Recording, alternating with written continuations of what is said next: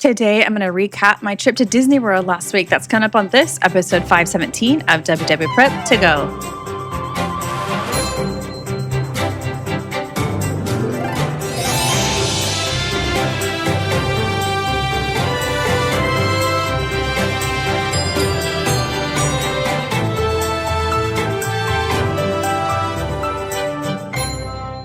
Hello and welcome to WDW Prep to Go, where we talk strategy and ideas for people planning their Disney trips. I am your host, Shannon Albert from WDWPrepSchool.com. Thank you for being here for episode 517.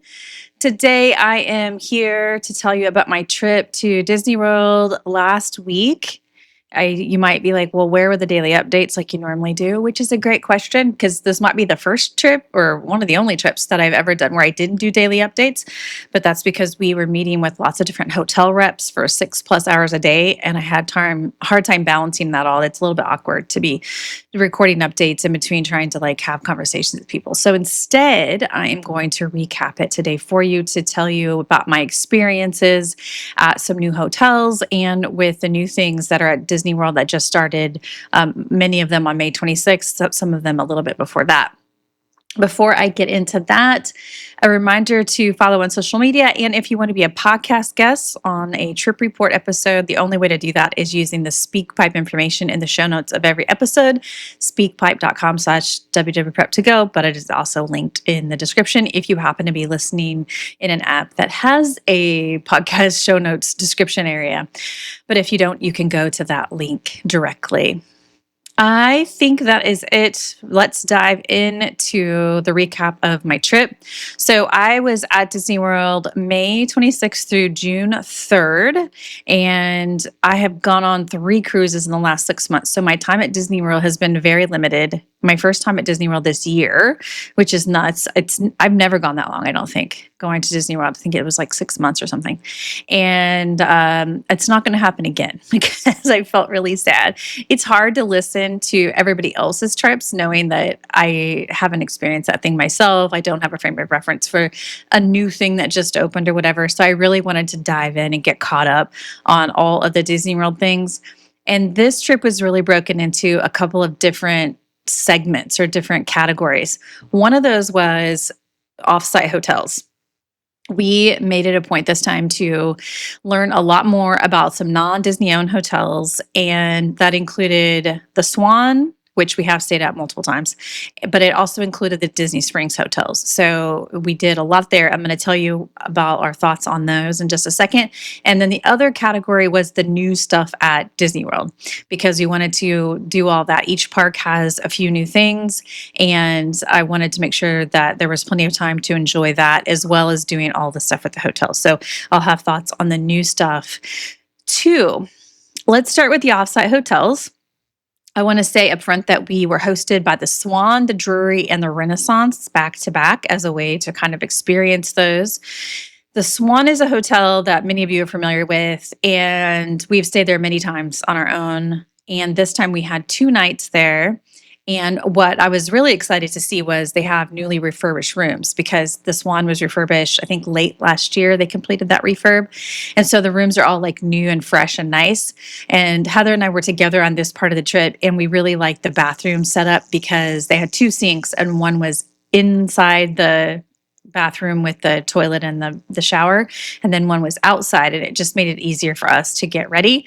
So to have 2 sinks in different spaces. And so we really liked that, and everything just felt like new and nice. We also wanted to make sure that we spent time at the Swan since they were hosting us. We're like, we should make sure we're eating and walking around, taking lots of pictures. And we enjoyed, we had breakfast. They have a place called Java that is like Starbucks, and their menu looks very similar, but without the long lines. And we had lunch at Fountain, which is like a burger kind of place. And then they have fantastic dinner choices as well. And that includes over at the Swan Reserve. So we did venture over to the Dolphin, which is right next door. And then just beyond that, the Swan Reserve. We hadn't been to the Swan Reserve. It's been open for a couple of years at this point, but we just hadn't made it over there yet. And so we thought, even though we're not staying there, let's at least visit. And it is so pretty. It's a little further away not as convenient as like the Swan and Dolphin is, but it's just so, so pretty. And we had a drink in the lounge there that is sort of in the lobby area, and that was fantastic, one of the best drinks. And then we had dinner at Amare. And Amare it bills itself as a Mediterranean restaurant, but it is the nicest Mediterranean restaurant I've ever been to. And there weren't a lot of people there when we were for dinner. We had made a reservation, but it wasn't really necessary. And there was only a couple tables that were full. And I guess during conventions, they probably get quite busy in some of these dining spaces, but it was a shame because it was so, so good. Like we had drink flights that we split, and we split an entree that actually was huge and plenty for both of us. So if you like Mediterranean food, Swan Reserve is great. I really like these spaces, especially for adults only trips, because it's a convention hotel. Convention hotels can skew very adult, and this is no different. So the Swan, they have some of the best service. Like the guy who was the manager of the Bell Services desk, I said, I got a package from Amazon delivered, and I'm not really sure how to go about getting it. And he was like, well, our business center is closed right now, but I'm going to send security to go and locate it, and we'll bring it to your room. And they totally just delivered it to the room. It was, I don't know, it's just so nice. Convention hotels often don't do that. For instance, if you stay at Coronado Springs Resort, which is also a convention hotel, they have a business center, but you have to be there during the hours that they're available to get your packages. They wouldn't be delivering it to your room. So I just found the service to be great, the refurbed rooms to be beautiful, and the dining options to be so convenient. There's like 23 of them right there at the Swan and Dolphin and Swan Reserve. And I really enjoyed the experience. And one thing that surprised me is that when I was posting about staying there online, people didn't know they had boat transportation. And I thought that this was something that most people knew, and it is not. So if you're not familiar, the Swan, Dolphin, Swan Reserve are all physically located on site. They just are not owned by Disney. They're Marriott hotels. And they have walking paths that you can take to Epcot and Hollywood Studios, but they also have the same boat transportation that all of the other nearby resorts have. Like they're shared with the Beach Club, Yacht Club, Boardwalk, and they make a stop by the Swan Dolphin. And we did that, and we walked sometimes when we were staying there, because at the end of the night at Hollywood Studios, when the lines for buses are really long, the Skyliner line can get long, and the line for the boat back can be long, it was just easier to start walking. And we timed ourselves when we were walking back from Hollywood Studios to see if we beat the boat, and we did. So it's a beautiful walk along the water, but we did like having the boat option whenever we wanted it, and so that was really great. With the only transportation thing to note is that when you're going to Magic Kingdom, the Swan and Dolphins transportation takes you to the Transportation Ticket Center. So when we wanted to go to Magic Kingdom in the morning, we walked over to the boardwalk and we took the bus from there to Magic Kingdom. However, when we were at Magic Kingdom, we decided to go and have lunch at Wailulu at the Polynesian. And then when we were leaving and we wanted to go back to the Swan, we went from the Polynesian and we walked to the Transportation and Ticket Center, because that's where the Swan and Dolphins buses are. So we did use this transportation in a way that worked for us, but you just kind of have to know where they go and what to expect. So overall, just a really great stay, and enjoyed our time there. From there, we moved to the Drury Hotel in Disney Springs, and they did host us there, and we didn't really know much about it. I was given the chance to stay at a couple of different Disney Springs hotels, and I kind of picked it randomly. And prepare to hear me talking about the Drury till the end of time, because we were so pleasantly surprised by this hotel. The Drury, so I'm from Kansas originally, and the Drury was a hotel that I would see, out and about on the highway and stuff, but I didn't know anything about it. I'd never stayed at one. It turns out I thought it was a national chain, but it's more Midwest chain, but they just happen to have a location in Disney Springs as well. So I just sort of took it for granted. I just thought, oh, it's like Holiday Inn, it's like any of these other chains, but it's not. And now that I know that, I'm going to be looking for these hotels. So the reason we fell in love with the Drury is that it really sets itself apart in so many ways. First of all, they have a $0 resort fee. When we talk about offsite hotels, we are always telling people to look for that resort fee, because it can really jack up the price because the offsite hotels usually have a lower rate than like a Disney hotel. But in order to do the math correctly, you need to add in that resort fee so that you can get a better handle on what your overall charges are going to be. But the jury is $0. They also have a lot included with their rate. So you get a happy hour each night that is 3 drinks and it's a full bar. Like there were people rope dropping the bar when it opened because I think it's pretty strict at like 5:30 to 7:30 or something like that. And they also provide a light dinner. They call it snacks or something like that, but it is a dinner. Like for us, it would be a full dinner. I mean, it's nachos, it's hot dogs, it's pasta, it's dinner. But they like to undersell and over deliver. But I'm going to tell you straight up that it is dinner. So you can get your 3 drinks during the happy hour. You can go over and get your light dinner off of the hot food bar and you have your whole evening set. In the afternoon, they have soda and popcorn. They just literally open up the soda machines and popcorn, and you have unlimited during certain hours in the afternoon. And then they have free breakfast from 6 to 10 a.m. And it's not just continental breakfast. It is a full hot breakfast. And it includes Mickey waffles, includes like, hot eggs. It includes all that. So it's kind of all inclusive. To me, it felt a little bit like staying club level in a way where it includes like, the things that you would find in a club lounge, except that it's not the price of a hotel that is club level. So I just thought that was nuts. That included all that stuff, plus a $0 resort fee, plus they have their own buses. So the Disney Springs hotels, there's 7 of them.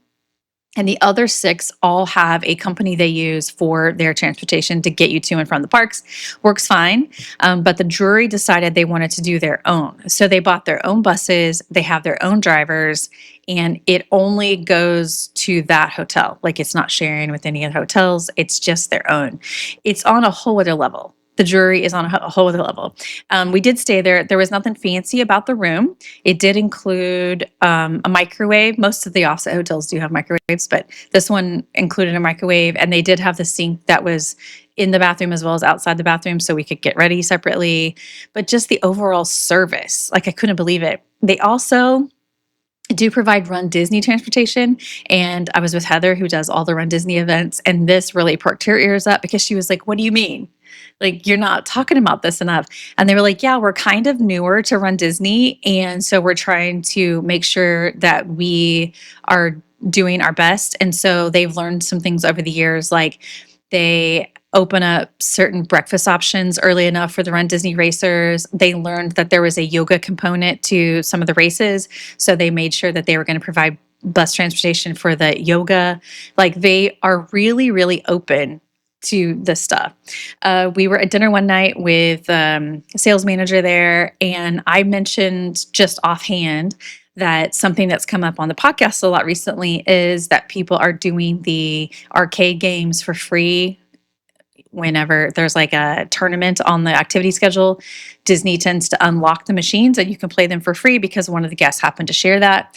And so now other people are doing that as well. And I wasn't mentioning it as a suggestion to them. I was just telling them that that's something that's happened. And they were like, oh, maybe we can do that. And I don't know if they will, but it just shows you how open they are to like trying to please people and to do just such a good job. Like they have really, really loyal customers. Their occupancy rate is very high, and I can totally see why. So if you hear us talking about the jury, just know that while we were hosted, yes, we fell completely in love with this hotel for lots of good reasons. And when we were posting about this on Patreon during our trip, there were lots of patrons that chimed in to say, yes, I am completely obsessed with the jury and will always look for them wherever I go.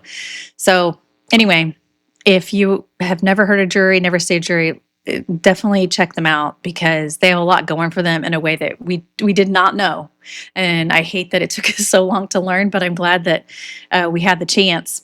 We were also hosted by the Renaissance Hotel. This used to be called the B Resort, and now it's called the Renaissance. Obviously, new ownership and everything. Hence the change of name. And they did a complete refurb a couple of years ago. I did visit the B Resort when it was under that name, maybe 10 years ago. So it's been a long time. And I will say it does look much more like upscale now, much nicer. They are, to me, the Renaissance Hotel is great for couples because it has a much more like adult feel in terms of having great like cocktail spaces, and they have a spa on site. They had a DJ playing at the pool. So it felt very like coupley adult. Their rooms are huge. They are like deluxe Disney resort huge. And some of them are like king bed with a couch in them. We stayed in a two queen room. So it was, of the seven, I think it's the best for like a couples only kind of trip. So that was nice. We did go get pedicures in the spa. They have massages, they have all these different things. So the Renaissance is good for that. We did tour the other five resorts as well. And the Doubletree is the one that we would suggest if you have a large family, because all their rooms are suites that accommodate up to six people. But not only that, they have guaranteed connecting rooms if you need them. So if you needed like space for 10, you could get two suites that were guaranteed to be connecting and fit all 10 in like two different suites. And so that would be really convenient if you have a big group. The Hiltons, and there's two Hiltons, and then the Wyndham, they are the closest to Disney Springs, and they have the closest proximity to a walking bridge, pedestrian bridge that takes you to Disney Springs. So if proximity to Disney Springs is a high priority, the Hiltons and the Wyndham are the best options for that. In addition, the Hilton Palace has a lazy river. There are two Hiltons, and one of them has the word palace in it and one doesn't. So it's really confusing. But the one that has palace in it has a lazy river. And so that is the one way that I keep them separate. And it's the palace that has the lazy river. It has a much more like resort vibe to it. And then the Wyndham has the best pool space in general because it is a huge pool area with like multiple pools, splash pad area, hot tubs, that kind of stuff. So if I wanted to be really pool focused and have lots of swimming time, the Wyndham would be the one that I would pick. And then the Holiday Inn is the most economical. We really enjoyed our time there, but it's kind of no frills, and it's just a solid choice, and it's going to be the most budget friendly of all of the options. And then I already mentioned the jewelry as the best bang for the buck, and Renaissance as the best for couples. So we kind of just we're looking at it through this lens of like, who would this be best for, and trying to make sure that we conveyed that. So hopefully that information is helpful.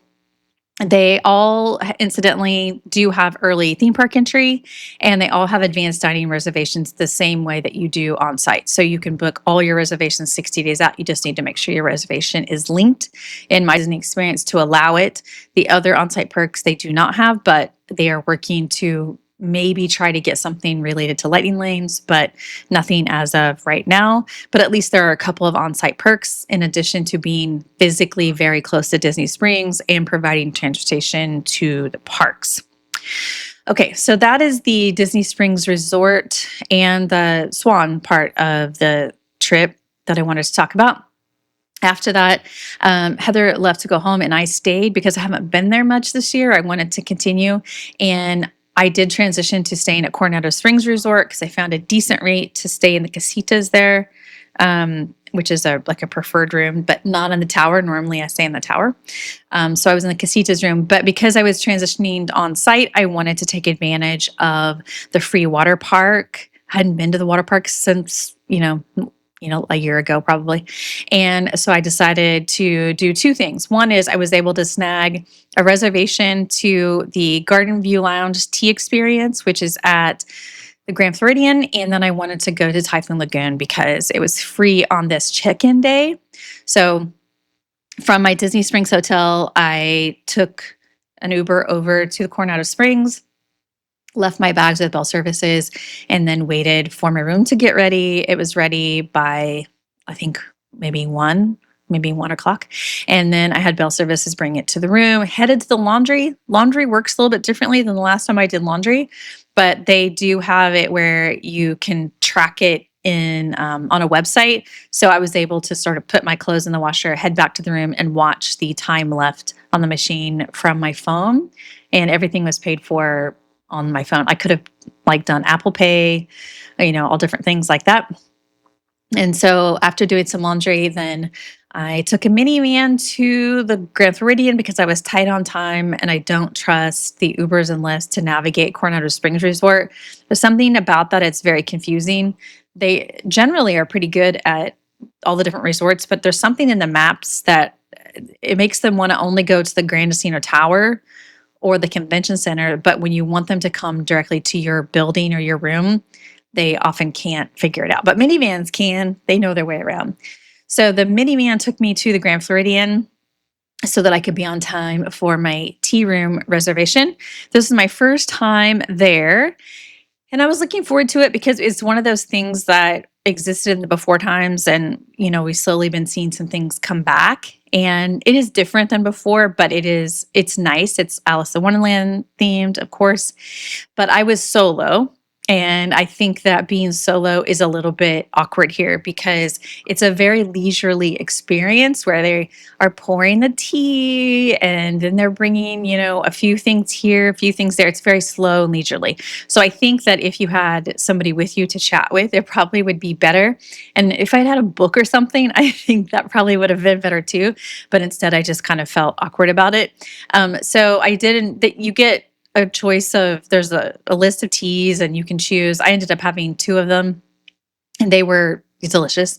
And then they bring you out this tiered plate, like they do in teas. And each level is little sandwiches and little sweets. And this is really my thing. I really love things like this, little sandwiches, little teas, stuff like that. And I would say I liked maybe half of them.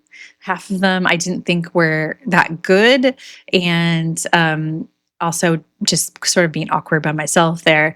So it was okay. I would give it, for me, about a 6 out of 10, something like that. But it was lovely to experience, and I think the people that were there seemed like they were enjoying themselves. And there is a dress code that is listed in the description of this event. And I was headed to Typhoon Lagoon after, so I have a swimsuit cover that looks like a dress. And so I thought, okay, my swimsuit cover is going to be good enough for this because it looks like I'm in a dress. But there was all different levels of dress, people in Crocs and shorts and all the way up to like more dressy outfits. So a real mix in terms of that. But overall, for me, it was about a 6 out of 10. And I do not recommend doing it solo. So I think there's plenty of good things to do solo. This just, for me, didn't work. I did leave from there to go to Typhoon Lagoon to have a little bit of park time, water park time, and take advantage of the free ticket.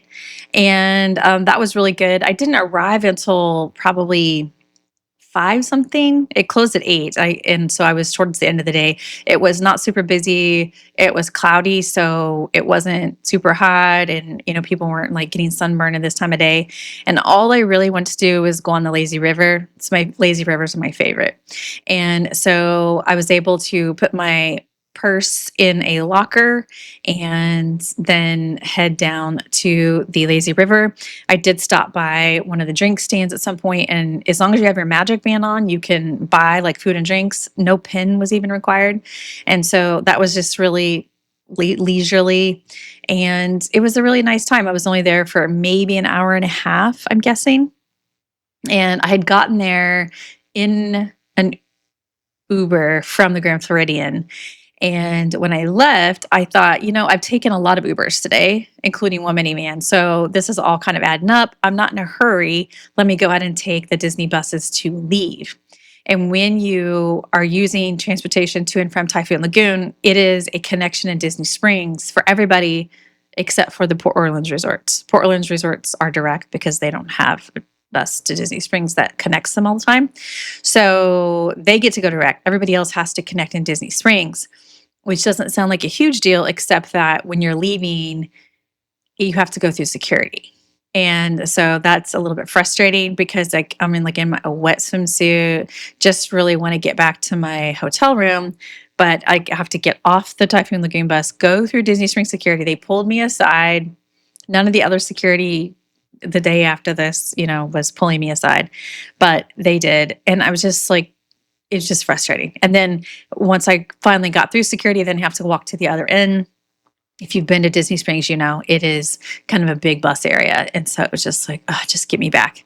But it's just frustrating because they used to have direct transportation to the water parks. And so the fact that they don't now is, I don't know. It's just not the best. This would be a good time to use rideshare if you are, if it's in the budget. So anyway, finally did get back to the hotel that night and stayed in Coronado Springs Resort for a few nights. Not hosted. This was not hosted. And then I had a couple of park days. I spent a lot of time at Animal Kingdom by myself, 7 hours one day, just enjoying the vibes. And then I did a 4-park challenge of my own. I've never done 4 parks in one day, I don't think. And so it was really nice to be able to do that. And I started at Animal Kingdom and ended at Epcot. And that was because I wanted to start the day with bluey things and end the day with fireworks views from Geo 82 with the other 2 parks in between. So let's talk through the different parks because they all had some new things this trip that we got to experience. Magic Kingdom has Big Thunder Mountain Railroad. This was a very good use of a lightning lane. I did a lot of things without lightning lanes this trip, but on this particular day when we went there, we had a lightning lane. And visually, there's no better way to show lightning lane versus standby than at Big Thunder because the queues are right next to each other. So it feels like you're just buzzing right past everybody because you are. But Big Thunder Mountain Railroad, nice upgrades. It's not anything. I hope when things go down and come back up, I'm always anxious because I think people expect it's going to be completely different. And it is, there are sections of it that are completely different and they're much improved, but it's the same, right, overall. And so I do like the changes, including there's some sparkly elements, there's a rainbow cavern. So these are nice upgrades. The one at Disneyland has been better for a while, and I feel like now this one is sort of up to par. There was also Buzz Lightyear Space Ranger Spin. This one's been open for a little bit, but it was my first time on it. And while I do enjoy the updates and the fact that you can pick up the Astro Blasters, I've never done worse on this ride in the 21 years that I've been doing it. I need to go back. I need more chances to practice this one because it was terrible. You can see where you are aiming and, like the lasers show up a lot better than they used to. So I feel like there's some hope there. I just didn't have a good time. In addition, I was so busy like looking around at everything just to see what the changes were that when the ride photo was taken, it was the back of my head. And so not a great ride photo, but a great view at my braids. I wear the double braids a lot nowadays, and I never get to see what they look like. So now I do because of the ride photo. The other thing at Magic Kingdom that just opened was the Jessie Dance Party. It's like Cool Kids Summer offering at Magic Kingdom. It is in Diamond Horseshoe. And we had a lot of questions about this when we were posting on Instagram during the trip, but it's just all day. You just go in and out. There isn't a queue. You just literally go in. There are chairs in there at the back. So if kids want to sit on the floor or participate in the, singing, dancing games, they can do that. If the adults want to sit in chairs at the back, that's what we did. Whenever we go into these spaces that are for little kids, and we are not with little kids, we do just try to hang at the back to not get in the way and be weird.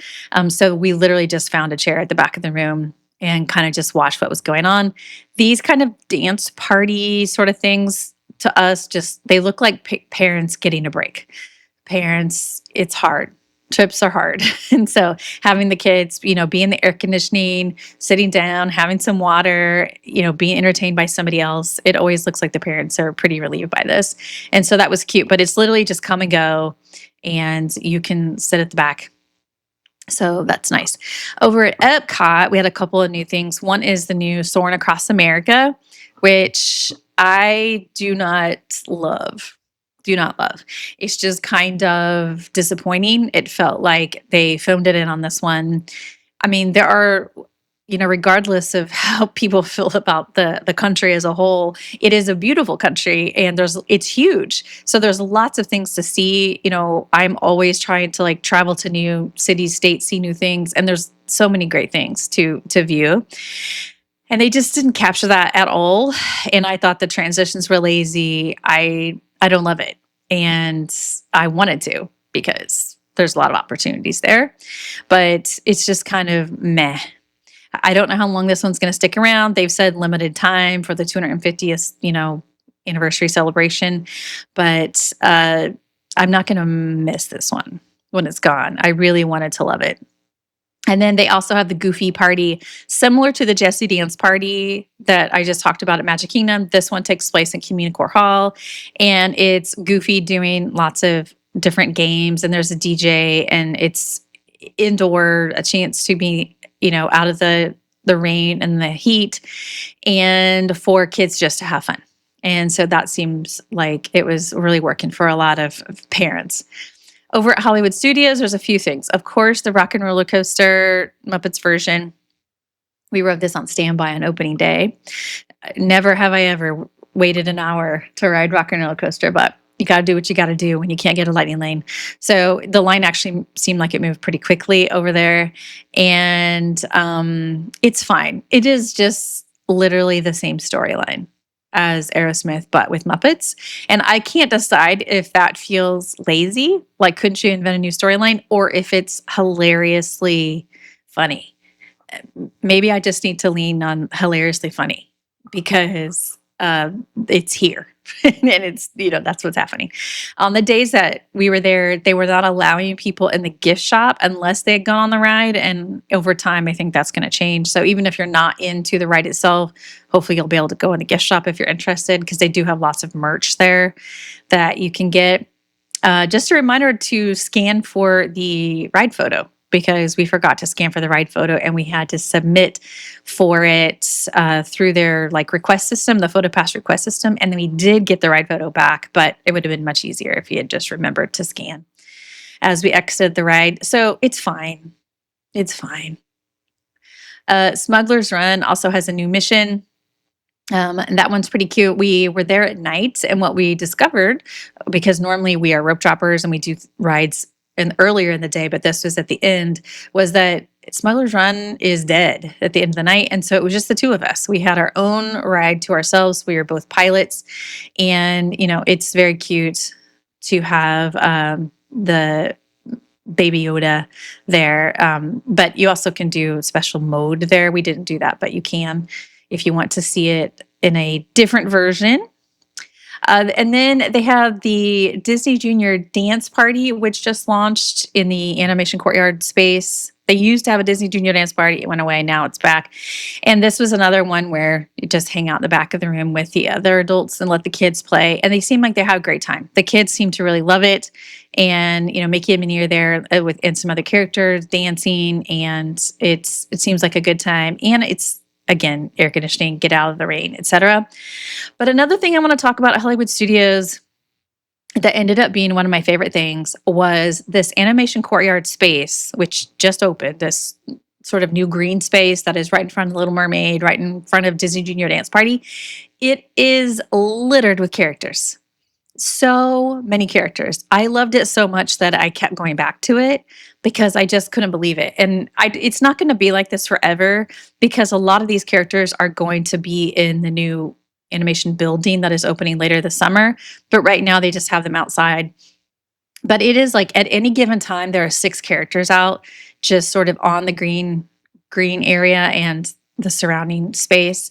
And you just get to interact with them. And it kind of brought back the memories of the parks when they reopened, 2020, 2021, and the characters were just sort of out on the lawn. Back then, you couldn't get close to them. You could just sort of observe them. And here, you can get close to them and take pictures and play. Donald took 2 little sisters and held their hands and just sort of skipped around with them. Donald watered with a watering can all of the plants and the trees and everything in this space. Like there was Mulan and Rapunzel and Chip and Dale. Like it is so fun. Like, I don't know. I don't know if I want to call it a hidden gem, but it was a pleasant surprise because the space was just full of characters. And I like when characters interact in this way that you feel like you're in their world. Like, I just think that is more fun than waiting in a line and taking a picture with them.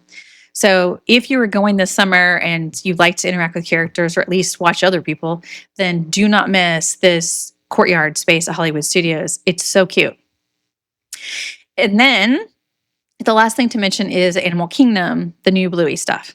So, as many of you know, Bluey had a virtual queue for the first week, I think it is, that it was open, several days at least. And I was there on the first day that it wasn't available. So, standby only. And I didn't do it with the virtual queue because we were doing other things like with the hotels and stuff. So, we weren't going to be able to make it on those days. So my experience feels different than what I've been seeing other people online saying about how long it takes. And I think it's because I was so early. So the first train of the day is at 8 o'clock. You have to take the train out to Conservation Station. And then the playtime show, which includes Bluey and Bingo, the first one's at 8:30. And that's where I was. And 8 o'clock it was like 30 minutes after the park opened. So I wasn't even there necessarily at Rope Drop. I went to get like a Starbucks coffee and breakfast and then just took photos and then meandered over to the bus station. So if it's a priority, it's not super hard to get to earlier in the day because it starts a little later than the rest of the park. But with the 8 o'clock train being the first train, you can line up before 8 o'clock. You can just head to the train station and wait. And so I was on that first 8 o'clock train. It takes about 5 minutes, the train ride does. And then when you go out there, the first playtime, which is about a 12-minute game dance party thing with Bluey and Bingo, it starts at 8:30. And so you're literally ushered from the train and you walk in the building and you go to playtime. And then from there, you can go do other things. I felt like they were sort of dictating the flow of things. And so at 8:30, Bluey and Bingo came out. Again, I'm lingering at the back so that I'm not in the way of the kids that are trying to participate. And the kids just loved it. It seemed like they were having the most fun. And, it's their characters come to life. And it was super cute. That took about 12 minutes. And then from there, you can go into the viewing windows that have always been there in the conservation station section, including sometimes they have vet services back there. And then there is a kangaroo space that you can usually walk through and see the kangaroos. This area is where the petting zoo used to be. On the morning I was there, they didn't have the kangaroo section open, but normally you can walk through there. And then there's some merch that you can buy, but the whole park has the merch, so you don't necessarily need to buy it out there. And then you just take the train back. So it was under an hour, about an hour from the time that I took the first train until the time I returned. And there were families that were on my train out there and on my train back. So I feel like the timing of it, even though I was solo and not traveling with little kids, it's still very realistic because other families are doing exactly the same thing. But I have seen online people saying it took much longer. So I think it's just being early that worked to my advantage in that way. So I think that recaps my trip. Overall, it was a really good trip. It was not busy. I was walking around going, somebody somewhere is going to be saying how busy it was. It was not busy. Very moderate. The day that I left, the high was even only 80 degrees. And I was jealous of that because it had been much warmer than that. But some people are having a much more, mild temperature time and moderate crowd. And as I always say, people that go in the summer and on holidays are much more casual visitors. They are not planners. So if you're going to mobile order, do it. If you know how to mobile order, do it. I was the only person at the Casey's Corner mobile order pickup line, and the standby regular order line was very long. For example, I forgot to mention that I went to Geo 82 and ended the night. That's how I ended my trip. Was I had a reservation for one at Geo 82 and was able to watch the fireworks from there. Casual visitors don't know about Geo 82, so there were lots of empty tables. Nomad Lounge, easy to get in. Because casual visitors don't know about that. So yes, it's hot. Yes, it does rain, but it is so easy to navigate because the crowds are moderate and the crowds that are there don't tend to know all these little tips and tricks. So it can really work to your advantage. So, all right, I think that's it. I think that's going to be it for this episode. For more information, you can check the show notes in your podcast app or head to the website, wdwprepschool.com. Click on podcast at the top. Scroll down to episode 517. Until next time, I'll see you on the site.